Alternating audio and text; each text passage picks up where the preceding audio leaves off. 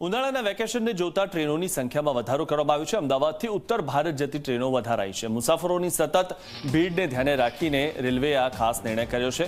ઉત્તર ભારત માટે 33 vacation special ટ્રેનની વ્યવસ્થા કરવામાં આવી છે। સ્પેશિયલ ટ્રેનો પણ હાઉસફુલ દોડવાની શરૂઆત થઈ ગઈ છે। ત્યારે સ્પેશિયલ ટ્રેનો મૂકવામાં આવી છે। 33 નવી ટ્રેનો મૂકવામાં આવી છે અને ખાસ વેકેશનને ધ્યાનમાં રાખીને આ ટ્રેન મૂકવામાં આવી છે અને તે પણ હાલમાં હાઉસફુલ દોડી રહી છે। સમર રશ જેમાં ચાલી રહ્યો છે એને ધ્યાનમાં રાખીને પશ્ચિમ રેલવે ઘણી બધી સ્પેશિયલ ટ્રેનો ચલાવી છે। એમાં મુખ્યત્વે જે અમદાવાદ પટના છે, અમદાવાદ બેંગ્લોર છે, આપણે સાબરમતી આસનસોલ છે, ગાંધીધામ ભાગલપુર છે, અમદાવાદ મદ્રાસ છે અને આ બધી જે આવી ઘણી બધી અમુક સ્પેશિયલ ટ્રેન ચલાવી છે। ભુજ બાંદ્રા ટર્મિનસ છે અને આની જે ઓક્યુપન્સી રહી છે મોર દેન 100% રહી છે। અમુક ગાડીની તો ઓક્યુપન્સી 150-160% જ રહી છે ઓક્યુપન્સી, અમુકની 140% ઓક્યુપન્સી રહી છે આ ટ્રેનોમાં।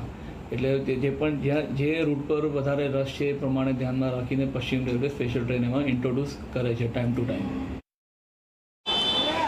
વેકેશન છે અને વેકેશન વચ્ચે ઘણા બધા લોકો એવા છે કે જેઓ વેકેશન મનાવવા માટે પોતાના વિસ્તાર પોતાના ગામે જતા હોય છે અને એના કારણે ટ્રેનોમાં વેઇટિંગ ખૂબ વધી રહ્યું છે। આ વેઇટિંગને ધ્યાનમાં રાખીને રેલવે પ્રશાસન તરફથી લગભગ 30થી પણ વધુ ટ્રેનો છે કે જે સ્પેશિયલ ટ્રેનો ચલાવવામાં આવી રહી છે। વિશેષ ભાડા સાથે આ ટ્રેનો ચલાવવામાં આવી રહી છે।